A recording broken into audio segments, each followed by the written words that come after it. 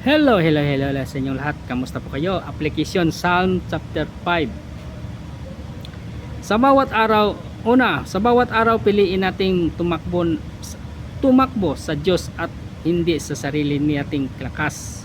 Pangalawa, ipagpasasalamat natin ang kanyang proteksyon at pabor at ipamuhay ng pagiging matuwid. Pangatlo, alalahanin natin ang kanyang kagalakan at ay hindi nakasasalalay sa sitwasyon kundi sa presensya ng Diyos sa ating buhay. Challenge: sa gitna ng krisis, kanino ka tumatakbo?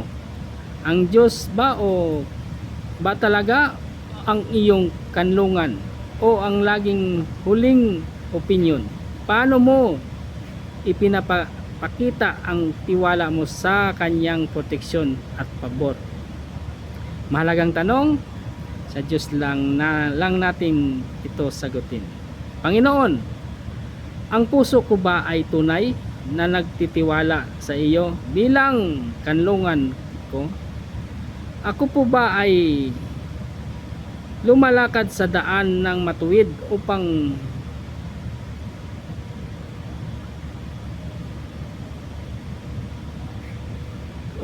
tamuhin ang iyong pagpapala?